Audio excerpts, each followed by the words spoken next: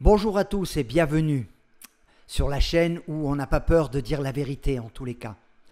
Aujourd'hui, on plonge dans une question qui va mélanger politique et fiction et réalité institutionnelle française. Alors, la question qu'on va se poser, c'est, elle est d'actualité, vous allez voir.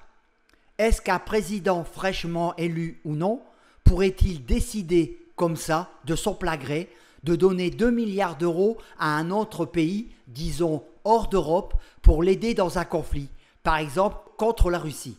Alors, l'image est forte, n'est-ce pas? Le chef de l'État qui signe un chèque colossal de 2 milliards d'euros pour soutenir un allié. Mais est-ce vraiment si simple? La réponse courte, c'est non. Pas exactement comme ça. Nous allons voir ça ensemble. On peut d'ores et déjà dire que notre président français Emmanuel Macron est hors la loi. Nous allons voir ça dans cette vidéo. En France, le président a un rôle clé, surtout en politique étrangère et de défense.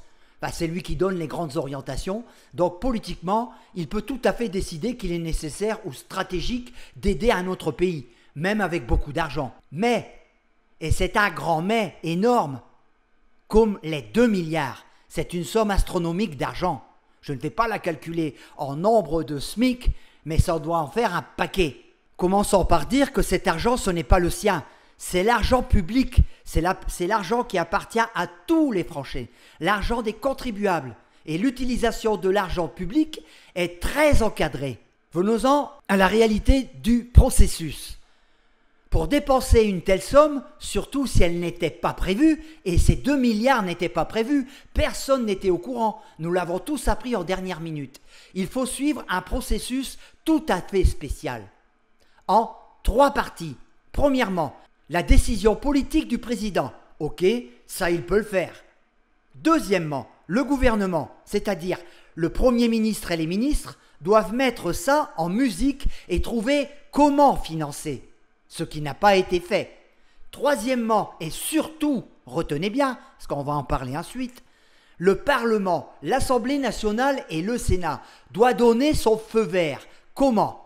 En votant le budget ou une modification du budget, une loi de finances rectificative, ce qui autorise cette dépense précise. Sans crédit par les députés et sénateurs, donc pas de défense. Pour être plus clair, en gros, le président propose la direction, mais c'est le Parlement qui tient les cordons de la bourse pour les grosses dépenses imprévues. Donner 2 milliards de son plein gré, comme ça l'a été quasiment fait, ça voudrait dire ignorer tout ça, ignorer la Constitution. C'est donc inconstitutionnel.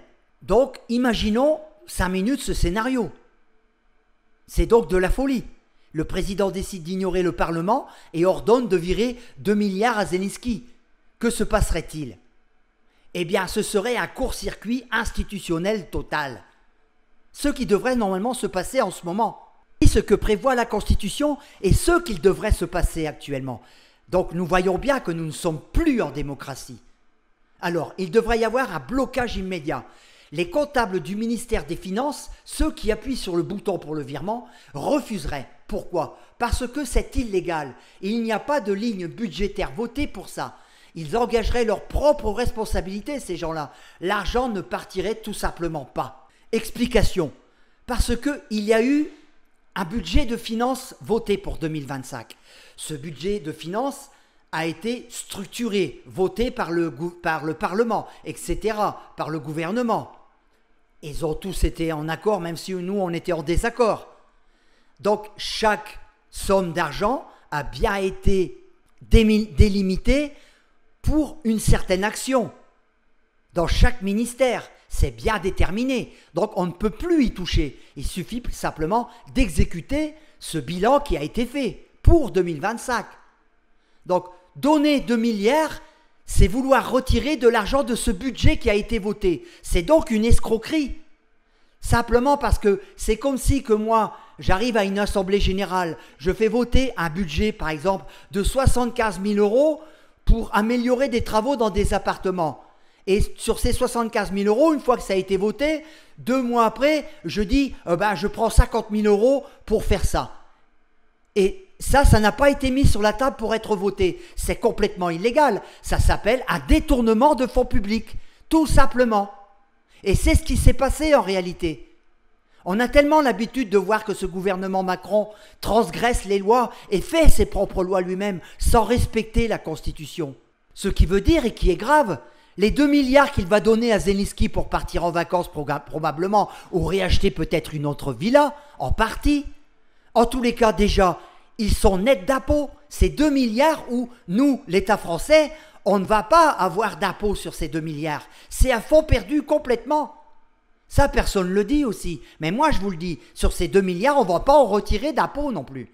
Parce que moi, si je touchais 2 milliards demain, croyez-moi que je devrais régler tout de suite 1 milliard au fisc sur ces 2 milliards. Vous comprenez ça? Il veut dire que cette somme astronomique de 2 milliards, elle va être retirée sur un budget qui a été donné à un certain ministère qui en a, on le sait, énormément besoin, peu importe le ministère. Vous comprenez? C'est donc une escroquerie. Ça porte un nom, c'est du vol. C'est un détournement de fonds publics. Normalement, ces 2 milliards d'Oléan Zelensky hors budget auraient dû déclencher une crise politique majeure. Donc, ça aurait dû engendrer un chaos.